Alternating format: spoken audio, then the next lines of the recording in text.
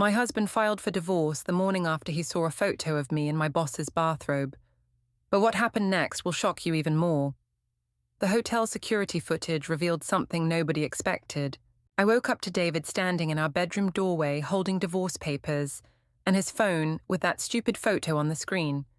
He looked at me like I was a stranger and said, "Pack your things, Jessica, we're done." I couldn't believe it. All this drama over me helping a colleague with his laundry emergency. The photo showed me and Marcus both wearing white hotel bathrobes in his room at the corporate retreat. We were just standing there talking, but David acted like he'd discovered something scandalous. I tried explaining that Marcus's room got flooded during the storm, and I was helping him sort out his clothes situation, but David wouldn't listen to reason. He threw the phone on the bed and said, "Jessica, I'm not stupid." A coworker posted this on the company Instagram with laughing emojis. "Everyone at your office has seen it." I told him it was taken completely out of context and that Sarah, who took the photo, was always stirring up drama, but he just shook his head. "My name's Jessica. I'm 29, and I work in marketing coordination at a tech startup. David is 31 and works as an accountant for a small firm downtown. We've been married for 3 years, and I thought we had a solid relationship until this whole misunderstanding blew up." David's lawyer called that same morning and said they needed to meet immediately. I couldn't understand why he was being so dramatic about an innocent work situation. When I got to the lawyer's office, they had printed out screenshots of text messages between me and Marcus from the retreat weekend. The lawyer spread them across the table like evidence in a criminal case. The texts looked worse on paper than they actually were. Things like "Thanks for tonight, Jessica, and can't wait to continue our conversation tomorrow morning." But these were completely innocent work-related discussions about the quarterly marketing strategy. Marcus is 38, and he's been my boss for 2 years. He's recently divorced and going through a hard time, so I've been trying to be supportive as any good employee would. David sat there stone-faced, while his lawyer explained they also had hotel keycard records, showing I accessed Marcus's room 4 times between 8 p.m. and 2 a.m. that night. I explained that I was checking on the laundry situation and bringing him coffee since room service was delayed because of the storm. The lawyer wrote everything down, but I could tell they weren't buying my perfectly reasonable explanations. Then they showed me the hotel security footage on a laptop. The grainy black and white video showed me entering Marcus's room at 8:47 p.m., carrying what looked like a bottle of sparkling water. I explained that it was actually sparkling water from the welcome basket in my room, because Marcus mentioned he was dehydrated from the stress of his flooded luggage. The worst part was when they showed me the room service receipts. Apparently the hotel charged my credit card for celebration refreshments and chocolate-covered strawberries delivered to Marcus's room at 10:30 p.m. I had completely forgotten about that, but there was a logical explanation. Marcus's corporate card wasn't working properly, and he asked me to cover the room service as a favor. He said he'd reimburse me on Monday, but with everything that happened afterward, I never got the chance to ask. David looked at me across that conference table and said, "Jessica, just stop. You paid for premium room service to another man's hotel room and got photographed in his bathrobe. How is that innocent?"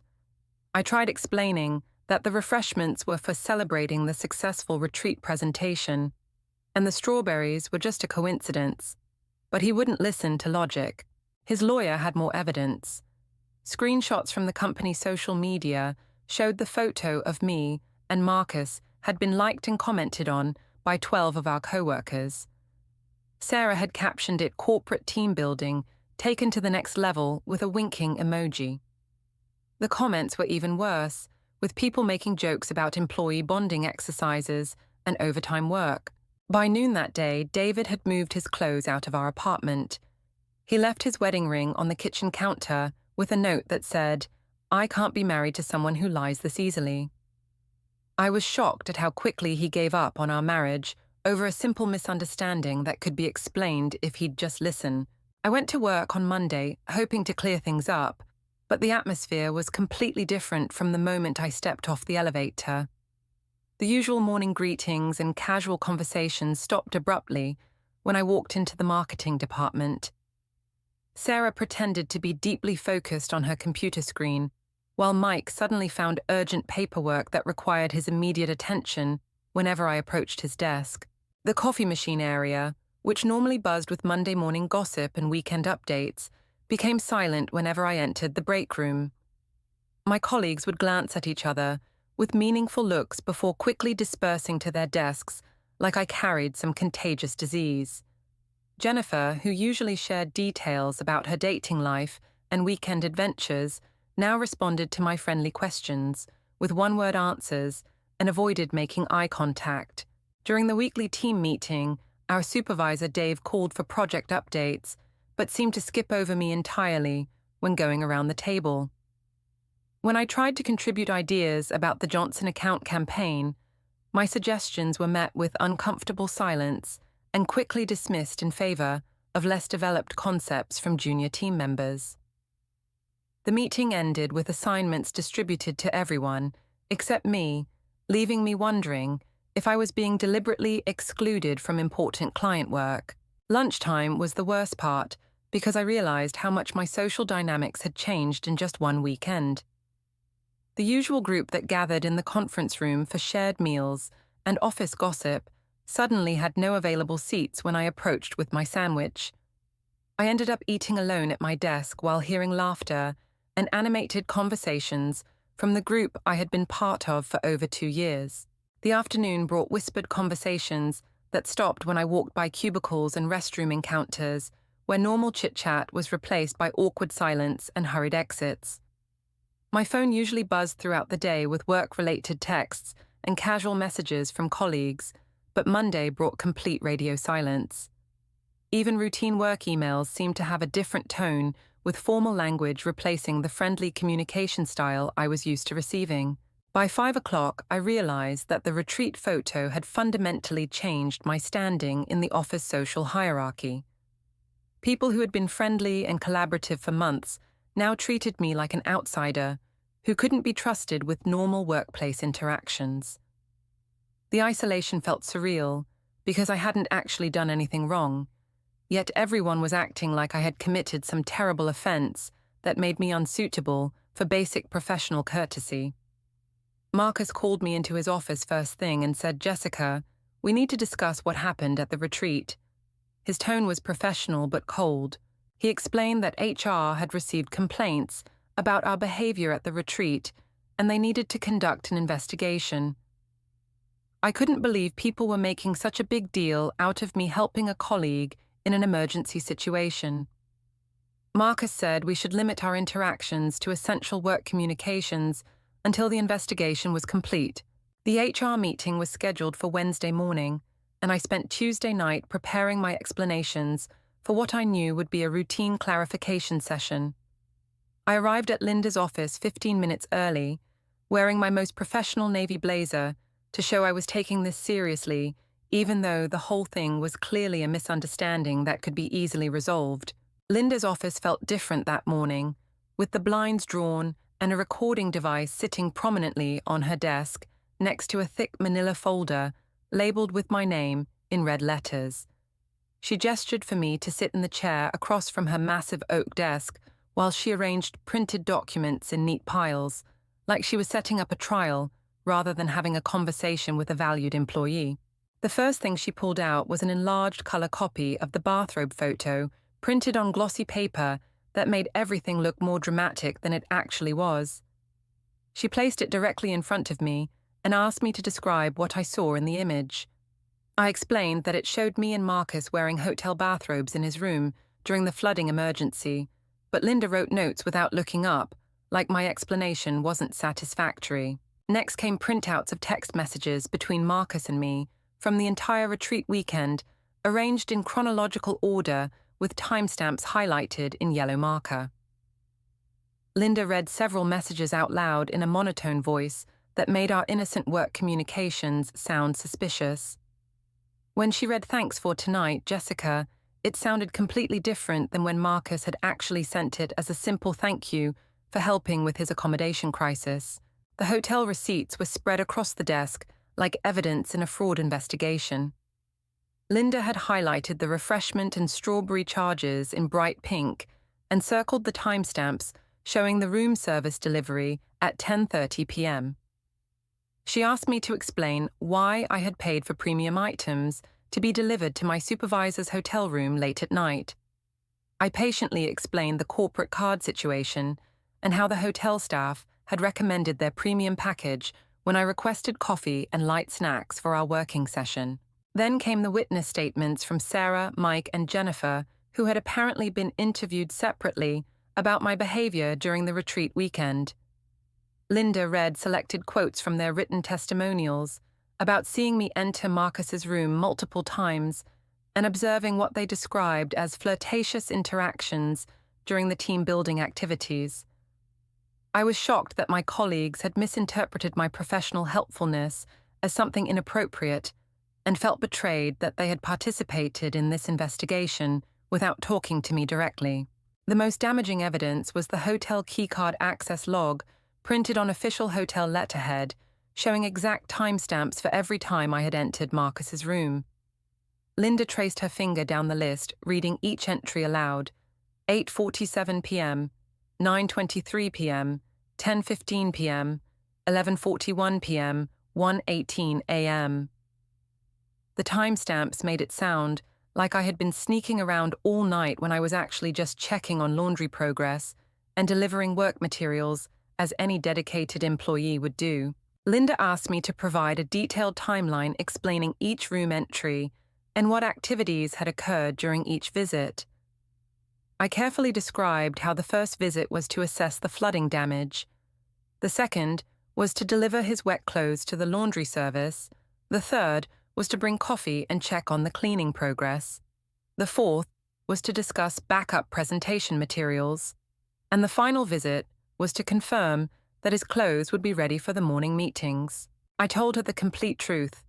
The storm caused flooding in several rooms, including Marcus's. He lost most of his clothes and toiletries in the water damage.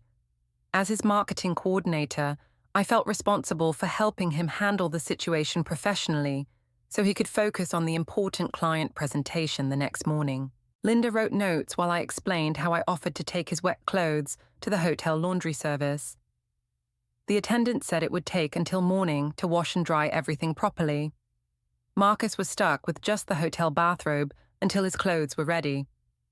I stayed in his room to discuss backup presentation materials while we waited for room service to bring coffee and snacks for our working session. The photo was taken when I briefly tried on the spare bathrobe to show Marcus how ridiculous we both looked. Sarah walked by his open door at exactly that moment and snapped the picture as a joke.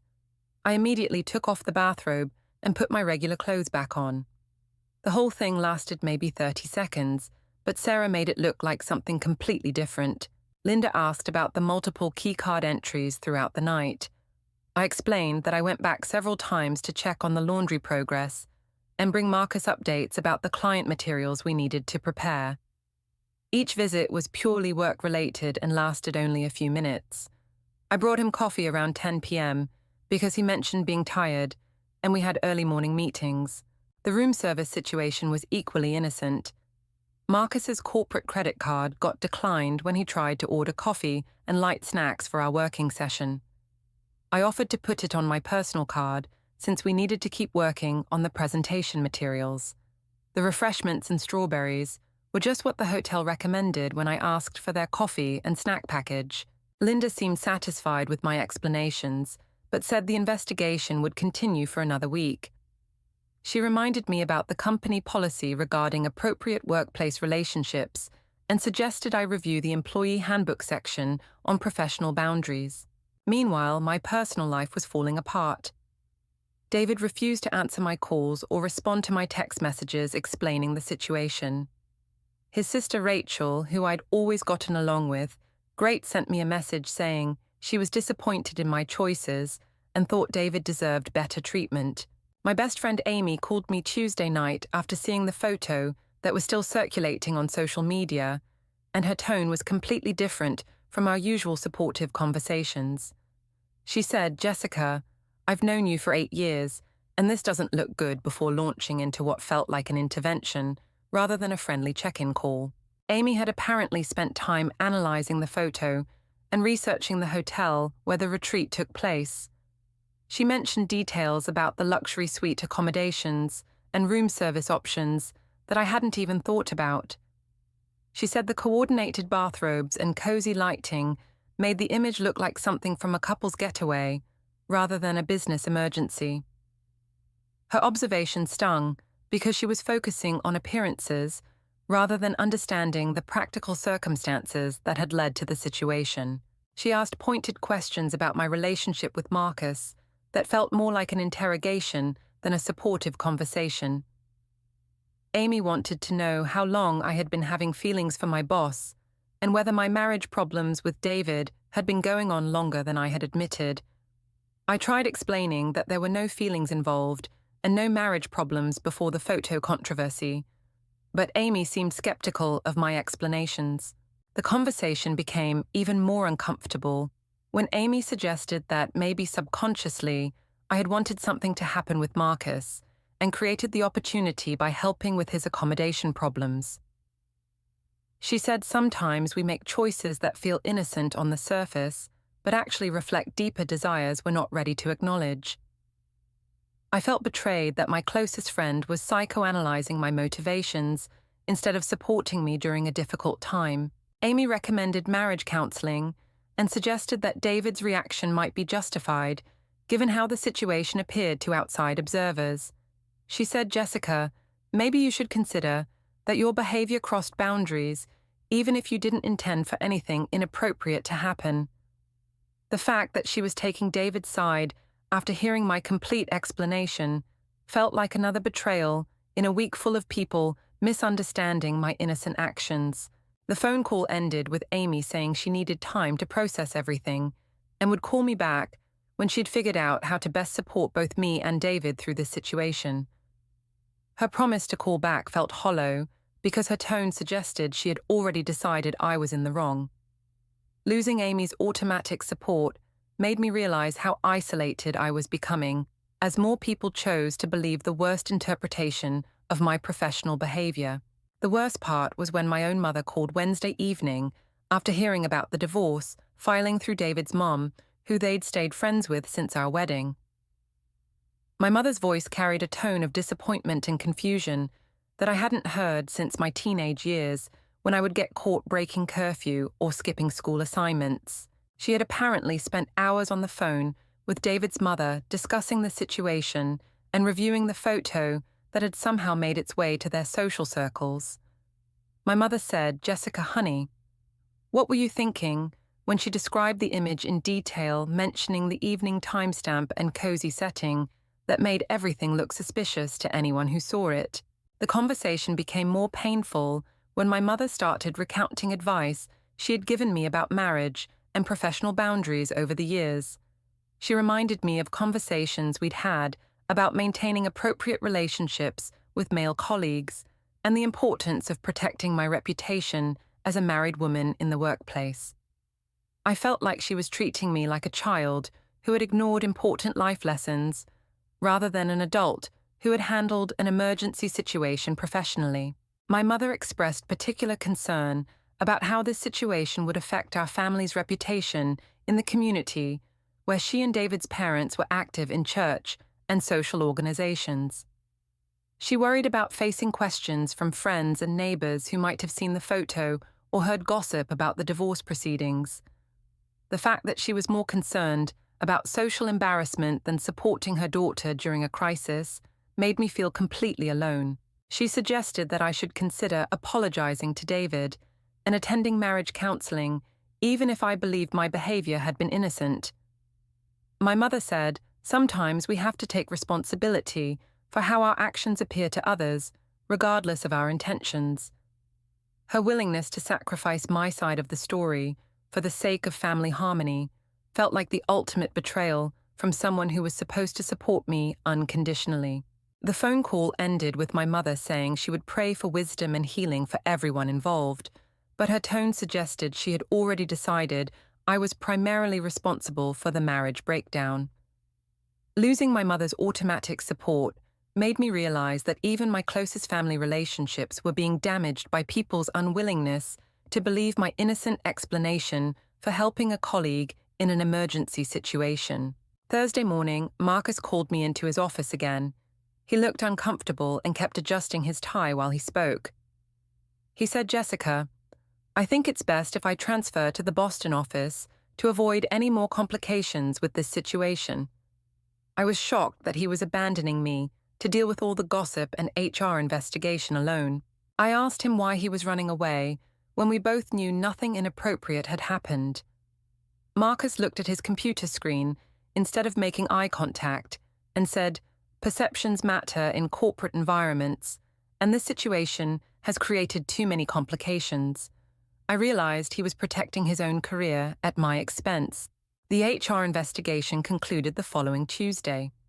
Linda called me into her office with a written report stating that while no policy violations could be definitively proven, the situation had created an unprofessional environment that reflected poorly on company culture. She recommended additional training on workplace boundaries and suggested I consider whether my current role was the best fit. Marcus transferred to Boston that same week without saying goodbye. The marketing department was restructured, and I was moved to a smaller team working on less important projects. My colleagues continued treating me differently, and I felt like I was being punished for trying to help a colleague in an emergency situation. David's lawyer filed the final divorce papers 3 weeks after the retreat. The settlement was straightforward, since we didn't have children or significant shared assets. David kept the apartment, and I moved in with Amy temporarily, while looking for my own place. The whole process felt surreal, like I was being divorced for helping someone with their laundry. I tried reaching out to David one final time through a mutual friend from college. I sent a detailed letter explaining exactly what happened that night and why every single piece of evidence had an innocent explanation. I thought, if he could just see the logical reasoning behind my actions, he'd understand that I'd never been unfaithful. David sent back a brief response through his lawyer. He said the evidence spoke for itself, and he'd made his decision based on a pattern of inappropriate behavior that had been building for months. I couldn't understand what pattern he was referring to, since I'd always been completely professional with Marcus and transparent with David about my work responsibilities.